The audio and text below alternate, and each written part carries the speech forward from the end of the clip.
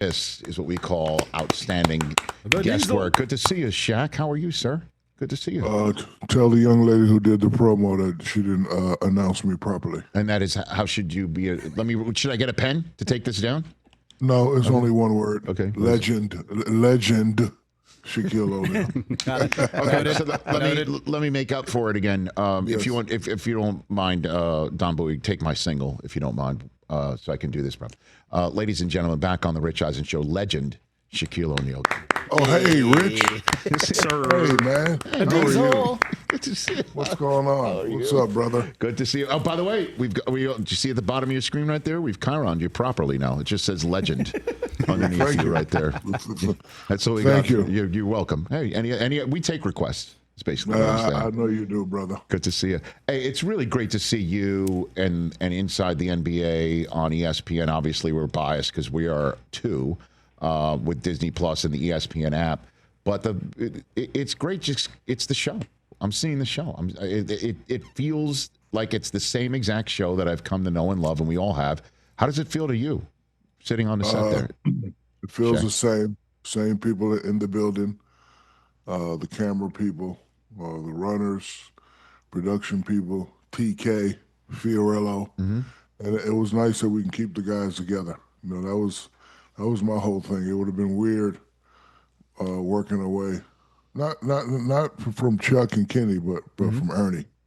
You know, you and Ernie have a special place in my heart. You guys are always so professional, nice to everyone, and always fair. You know, that's what I've always loved about you, sir. You may have your opinions, but you're always fair. You're never derogatory.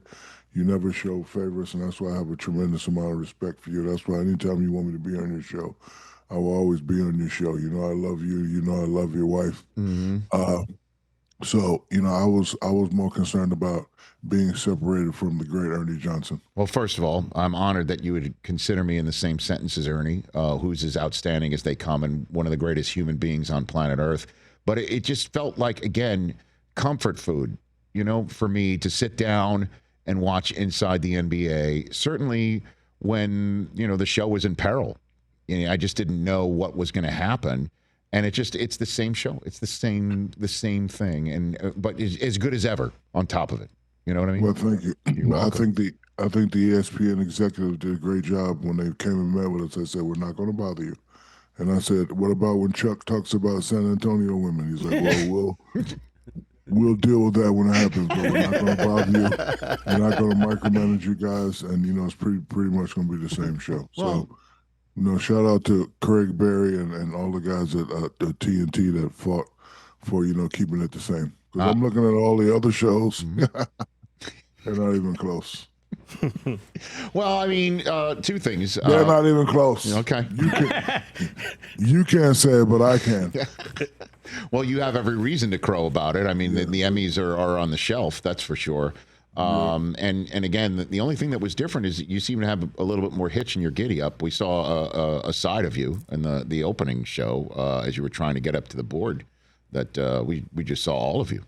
Shaq, as you couldn't, you know, are you feeling all right? Is your hip okay? Are we good? What do you got? I'm good.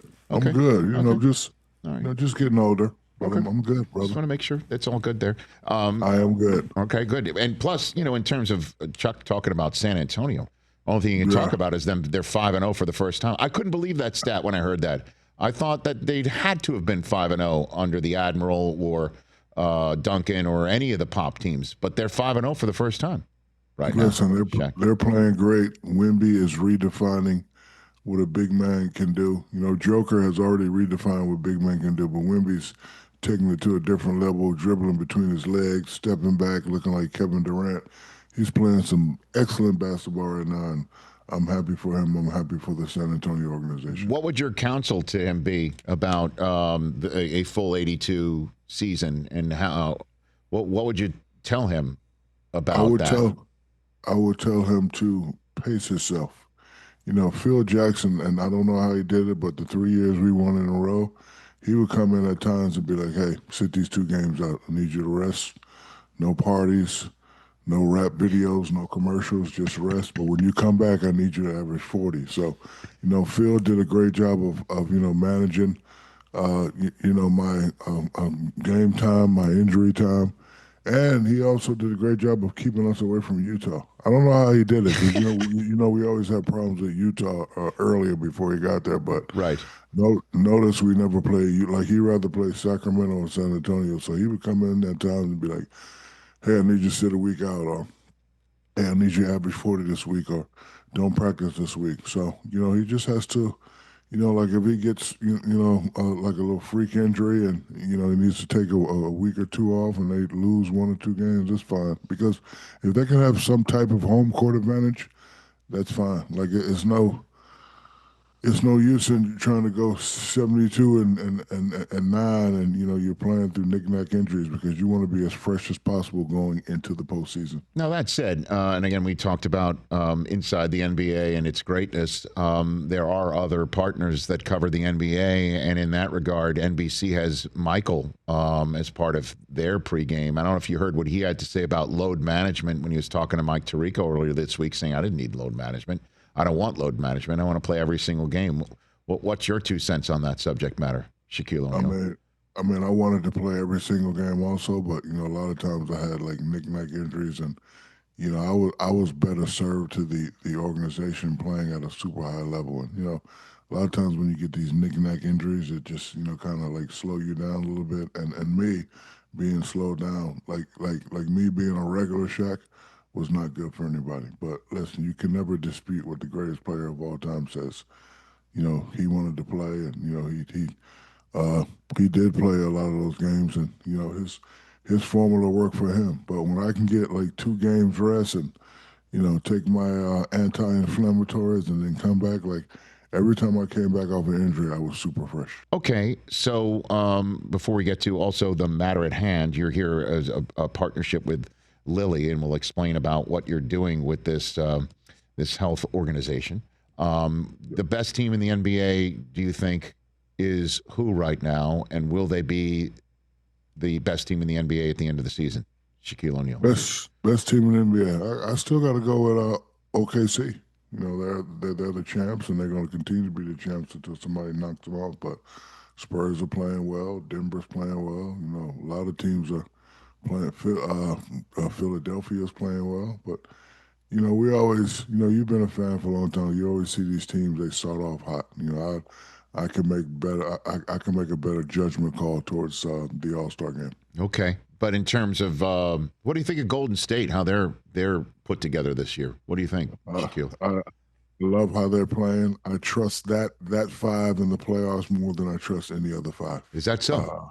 Yeah, Steph, Jimmy, Draymond, old man Al Horford. Yes. That experience alone is will be very important. And then you got a young guy like Kuminga who's mixing it up very well. So when it comes to the postseason and having experience and slowing the game down and always making the right critical decision, I like that lineup a lot. And which lineup would you say the same thing about in the East? Which one would you say there? Nobody yet. I'm still like looking at the teams and studying the teams. I don't have that much confidence in a lot of the teams yet. What is your expectation level, Shaquille, of LeBron's season? What are you expecting from here on out? I mean, he's expecting a Cinderella season and at least another trip to the finals. They're a little bit discombobulated right now. Austin Reeves is playing out of his mind. But I know when he comes back, he goes right back to the regular Austin Reeves. So we'll see how that plays out. But hopefully he gets back, and I would love to see him and Luka 30, 40, 45 games in a row, so we can really see what that looks like. Okay. And do you think that winds up championship quality, or they'll have to make a move at some point? Again, I know it's early, but I'm getting you here first 2 weeks of the season. What do you think? I mean, it'll definitely get them a 1 through 8 position, and then once you get in the playoffs, anything can happen. Okay, let's talk about what you're doing with Lilly, Shaquille O'Neal. The campaign is called "Don't Sleep on." Is it OSA or OSA? And what are we calling it here? OSA. First, I have to disclose that I Yes, am sir. a Lilly spokesperson, Okay. and OSA stands for obstructive sleep apnea. There's a lot of people in the world that are adults, especially ones living with obesity, that have OSA. So, obstructive sleep apnea, you wake up in the middle of the night, you're gasping for air. Sometimes you're choking, you're tired during the day. I was diagnosed with moderate to severe OSA in 2011, and Mm. I was a guy that, well, I'm still a guy that says, I'm superhuman. Kind of gave me a treatment plan, and I didn't follow it, but now I'm, following up with my doctor, and I just want people to go get checked out. I'm not a doctor, but if you're having those certain symptoms at night, you just need to go talk to your doctor and come up with a plan that's very, very comfortable for you. If I'm not mistaken, this is what took Reggie White from us way too soon.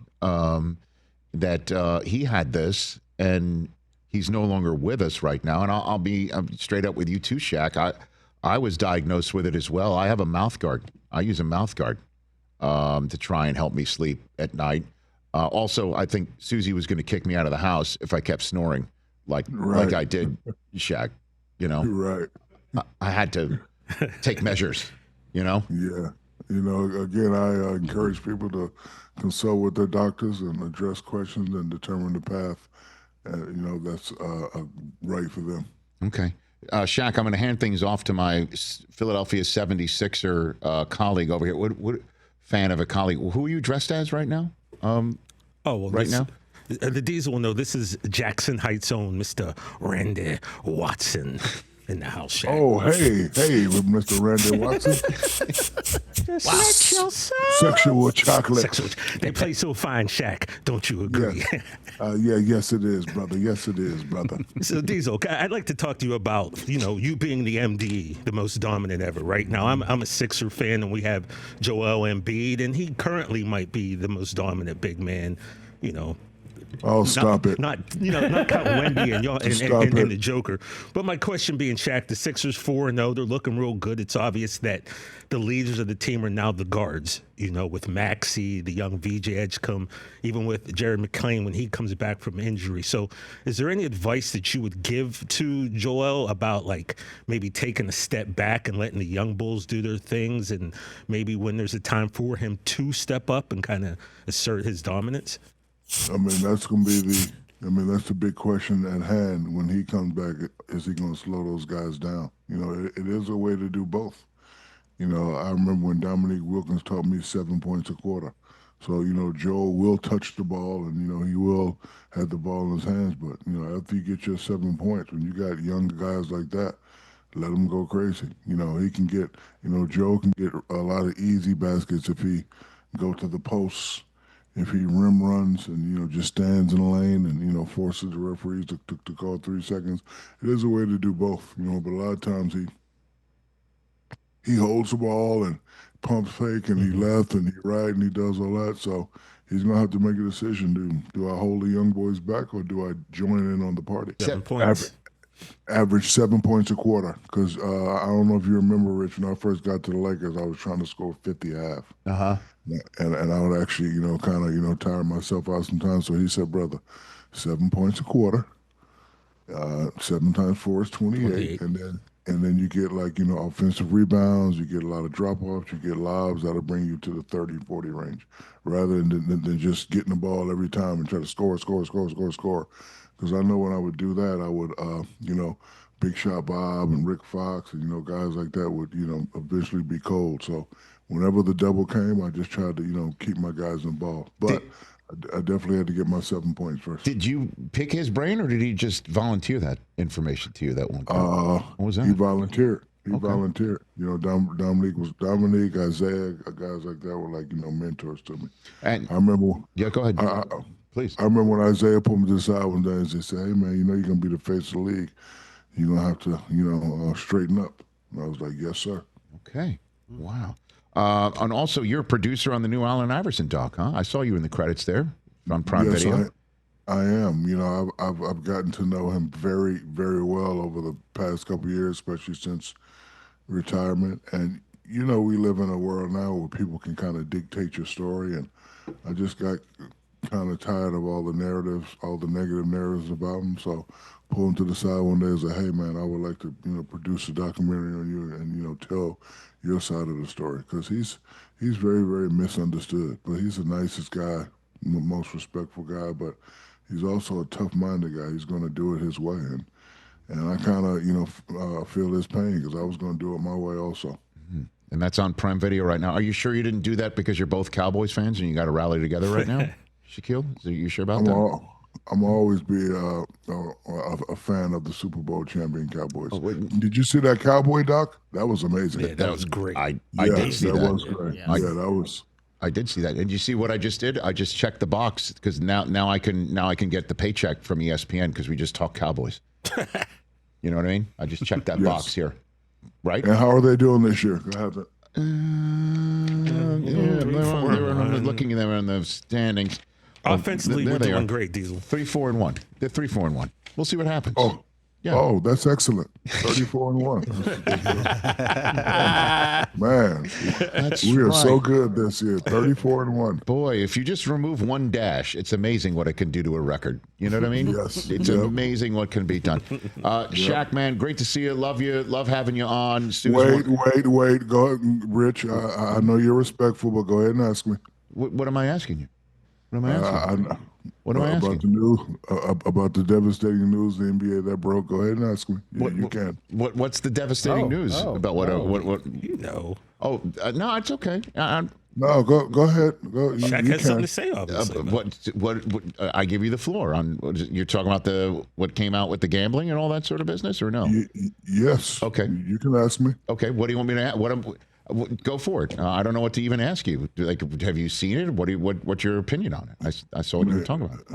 I mean, my opinion is that. Well, first, let me go on record and say that the NBA does a great job of trying to safeguard us from all these things. I know twice a year they come in and they cancel practice, and they talk about drugs, they talk about gambling, they talk about family, and they kind of give us the letter of the law, especially with gambling. They tell us things like, "Hey, man, don't be telling your boys or your relatives I'm not playing today," or "Don't be giving your boys information about who's doing what and who's doing what." So being involved in something like that, I think it's very embarrassing to the league. It's very embarrassing to the person. It's very embarrassing to the families. Why would you put your mother's house at risk? I don't, it doesn't make sense mathematically. You're making a lot of money a year. So how much, I don't even understand the parlays and all that, but how much can you make in a parlay? So, the fact that these names are being brought up, I just feel sorry for them and their families and their children. Shaquille O'Neal, I appreciate the time. I think I'm going to see you in a couple weeks because you have committed to be Susie's last guest at the USC Annenberg School and Marshall School class that she is teaching on branding and sports business. And I will see you there. Professor O'Neal is in the house. Professor O'Neal, yes.